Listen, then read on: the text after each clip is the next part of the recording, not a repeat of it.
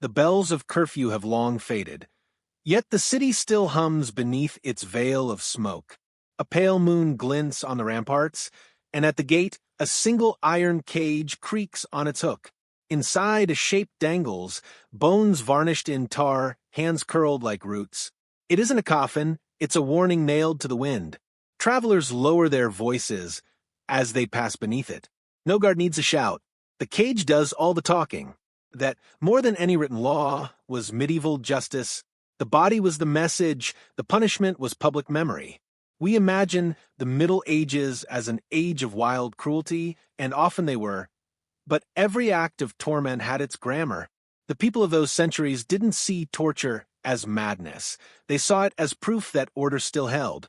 Each hammer blow was an argument, each display a sermon about sin, loyalty, and fear.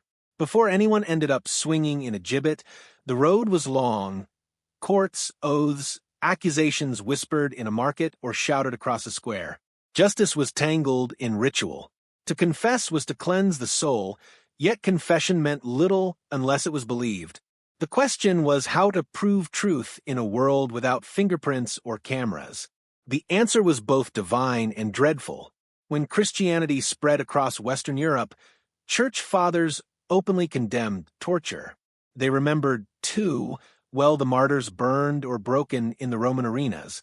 A confession must be spontaneous, wrote Pope Nicholas I to Prince Boris of Bulgaria in the 9th century.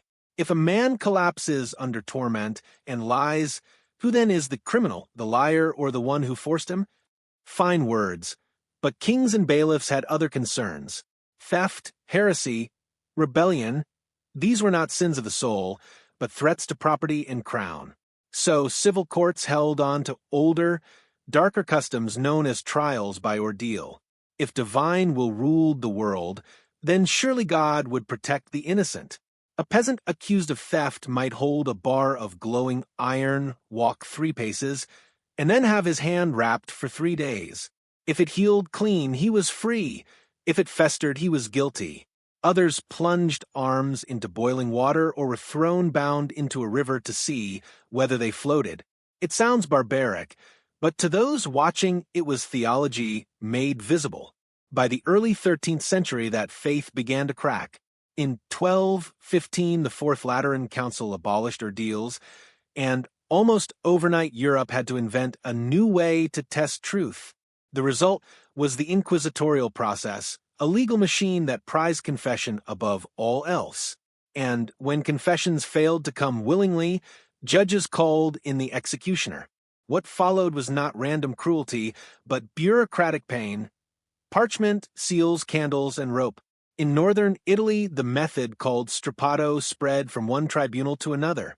The prisoner's wrists were tied behind his back, the rope looped through a pulley, and the body lifted until the shoulders cracked. Sometimes weights were tied to the feet. Sometimes the victim was dropped and caught again, the shock snapping tendons like twine. Official scribes stood nearby, recording each question, each moan, proof that procedure had been followed. The system even allowed breaks so the condemned could pray before answering correctly. In Spain and southern France, the Church itself took charge through the Inquisition, hunting the Cathar heresy with a zeal that outlasted the crusade meant to destroy it. Cellars echoed with the same sound, a rope twisting, a breath catching, the scrape of wood against stone. Torture had become a dialogue between body and faith, and yet doubt seeped through the cracks. Jurists whispered that pain made poor evidence, that men would admit to witchcraft, heresy, or worse, just to stop the fire from touching skin.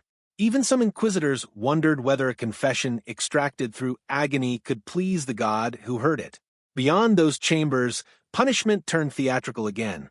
Markets, bridges, and city gates became open-air courts. That is where the coffin torture belongs, a phrase later historians used for a spectacle of shame rather than burial.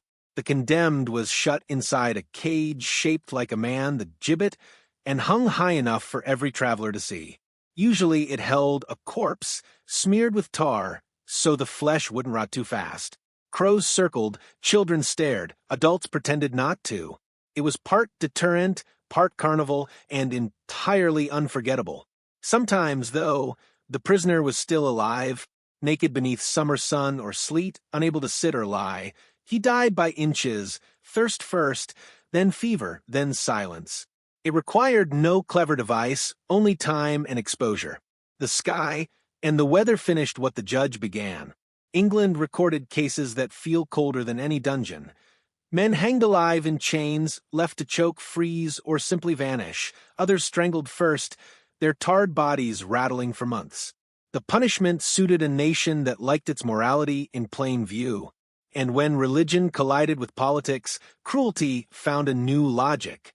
During the Reformation under Henry VIII, refusing to recognize him as head of the English Church was not theology, but treason. Carthusian monks were starved in their cells. The rebel lawyer Robert Aske, leader of the Pilgrimage of Grace, was executed and left hanging in chains before the walls of York so that his bones would argue longer than his words ever had. Travelers across Europe noted the same iron language spoken elsewhere. In German towns, chroniclers described felons left suspended with dogs chained beside them, each creature gnawing the other into silence. The horror was not innovation but repetition, the steady rhythm of fear that kept communities obedient. And in France, rumors of living burials persisted.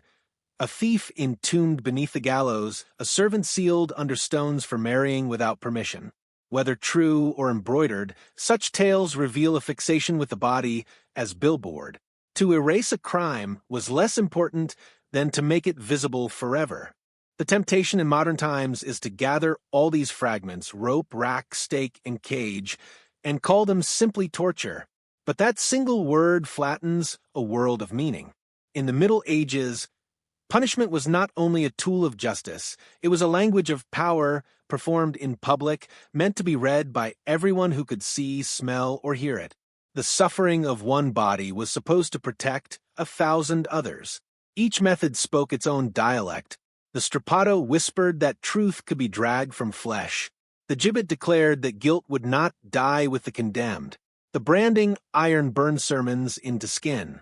And the execution scaffold stood as a pulpit where the state itself preached obedience. For medieval people, these displays were lessons as much as punishments. They gathered in marketplaces not out of sadism, but out of ritual duty. To watch was to learn what order demanded. The sound of a breaking joint, the odor of tar, the way a body swung against a cold sky, all became a moral vocabulary. It taught children which paths to avoid and reminded adults that salvation and loyalty were not private matters, they were visible virtues. The irony is that even those who wielded this power often feared it. Judges wrote treatises warning that cruelty could backfire, that a ruler who punished too harshly invited rebellion. Chroniclers noted how executioners covered their faces when they worked, as if ashamed of the duty that fed them. The same society that built cathedrals to mercy also forged chains in their shadows. Beyond Europe's borders, the logic was no gentler. In the 9th century, the rebel Babak Karamdan fought the Abbasid Caliphate for nearly 2 decades, carving a legend of resistance across Persia and Mesopotamia.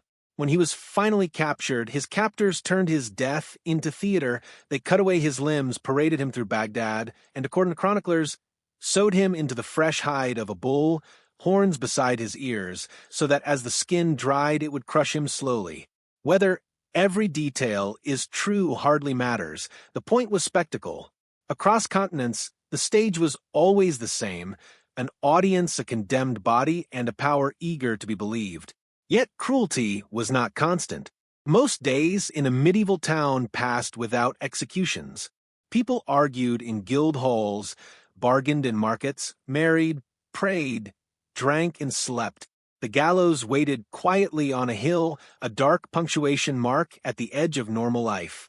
When it was used, it reminded everyone how thin the line was between neighbor and criminal, sinner and heretic. Even mercy had a ritual. A noble might grant pardon not behind closed doors, but in the square, before the crowd, transforming forgiveness into another kind of show. Every gesture of justice, severe or gentle, had to be seen to exist. If you stand today before one of those surviving cages, You feel the centuries collapse. The iron is cold but rough with memory. It doesn't need motion to tell its story.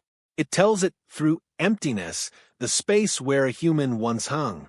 Daylight passes through the ribs of the frame. At night, it becomes a silhouette against the stars. Travelers once crossed themselves when they passed such places. Some still do without knowing why. The Middle Ages did not invent pain, but they perfected the spectacle of consequence. Their punishments linger in our imagination because they were built to do exactly that, to remain. When we ask, what was the most horrifying punishment ever devised, we are really asking which story refuses to fade. The boiling cauldron? The stretched shoulders? The man in the cage? The truth is that the horror lies not in any single device, but in the shared intent to make fear public, to carve obedience into collective memory. So, let us return one last time to that moonlit wall. The wind has shifted, the tar smell rises again. A child, curious and unafraid, asks what crime earned such an end. No sermon follows, no scroll of law, only a finger pointing upward to the cage, to the darkness inside it. That was medieval justice, stark, visible, unforgettable. It spoke in silence, in height, in iron, and in time. And when the bones were finally taken down, when the city swept the dust and resumed its ordinary rhythm, the punishment had ended, but the lesson remained, hanging invisibly in the minds of those who had looked up.